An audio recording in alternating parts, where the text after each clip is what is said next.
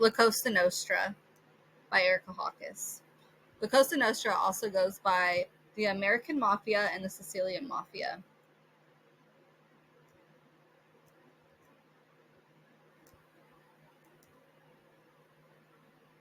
La Cosa Nostra originated in Italy but was known then as the Sicilian Mafia. The original mafia was formed in Sicily, Italy. In the late 1800s and early 1900s, immigrants started migrating to the United States. The Sicilian Mafia established itself in New Orleans, but then later spread to New York and formed its own entity known as La Cosa Nostra. The Mafia first started out really small, but really started to rise to power in the 1920s. This was because of the Prohibition period. Since alcohol was illegalized, they started to bootleg it. This led to a small war with the Jewish and Irish gangs, but La Cosa Nostra won and took over the bootlegging business in those territories. Once the Prohibition ended in the 1930s, two Italian groups started to rise up, one led by Joe Masseria and the other group was led by Salvatore Maranzano. This led to a war known as the Castellamarese War. It lasted for about a year, with Salvatore Maranzano on top. Maranzano won himself the title of Bosses of Bosses. Maranzano was a very old-fashioned leader with very traditional values. One of these values was that the mafia was only allowed to associate with and work with other Italians. This is what led to Maranzano's demise.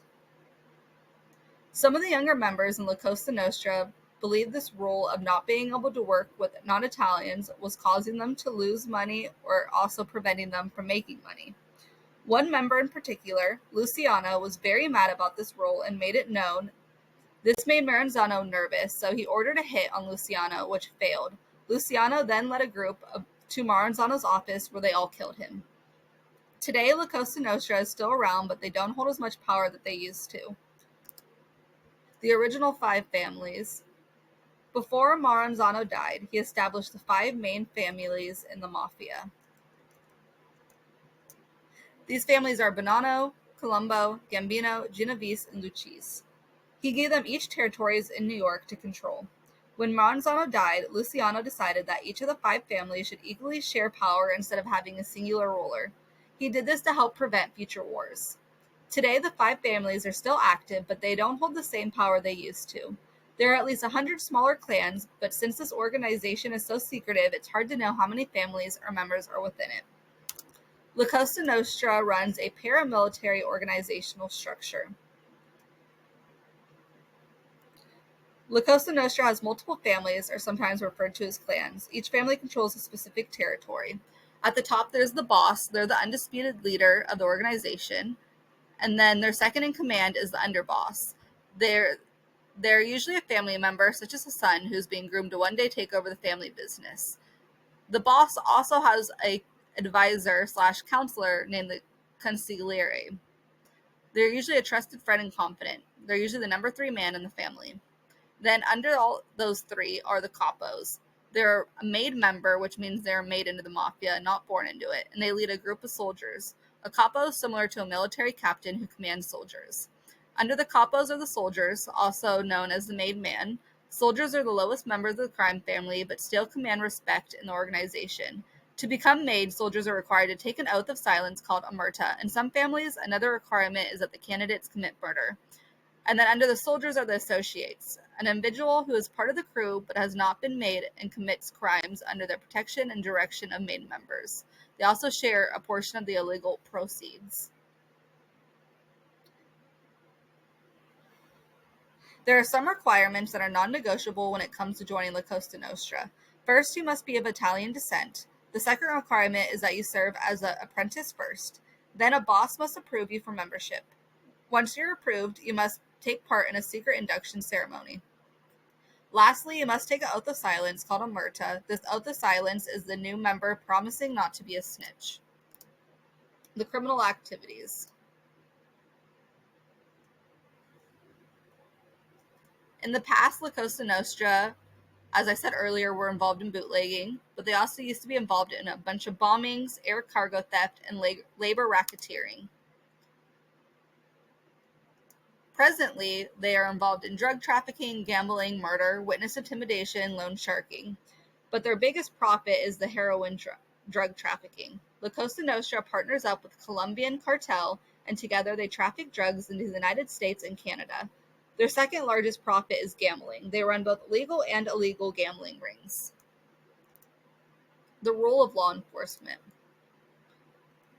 In 1951, the Senate made a statement saying that La Cosa Nostra was a dangerous group that was starting to become very powerful. Law enforcement then started to get active in taking down this criminal organization. The FBI set up raids and undercover missions, but all of these efforts failed because La Cosa Nostra was just too powerful. In 1970, the U.S. Congress passed the RICO Act, which extended criminal penalties for acts performed as part of an active criminal organization. Since the passing of this act, La Cosa Nostra slowly started losing power. This is because the FBI really started to attack them using RICO charges. This caused La Cosa Nostra to lose many members. The FBI stated their goal is to reduce this mafia's membership by 25% and reduce their wealth by asset forfeiture. Women in La Cosa Nostra.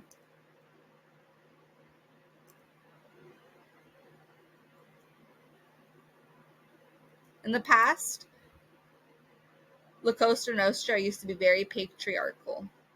The woman's role was to be a housewife and a stay-at-home mom. They were supposed to be raising future leaders and instilling the mafia's value within these children. Women were not allowed to take part in any of the activities within the mafia. They were required to stay out of any and all of the mafia's business. Presently, since the FBI has been targeting members of La Cosa Nostra and taking so many of the bosses to jail, the wives of these bosses started to step into these leadership roles. This is because the wives already knew all of the inner workings of the mafia, and they also have the best access to their husbands. These wives also started making money for the mafia by getting heavily involved in extortion, money laundering, and loan sharking.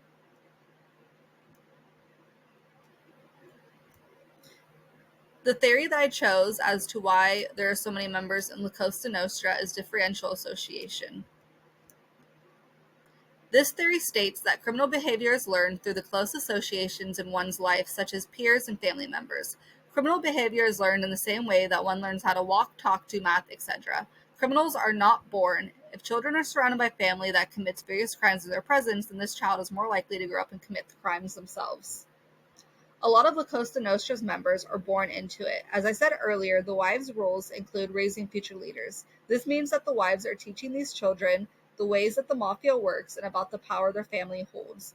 These mothers are also conditioning their children into being able to one day take over the family business. These children are not born as criminals, they are taught to be criminals.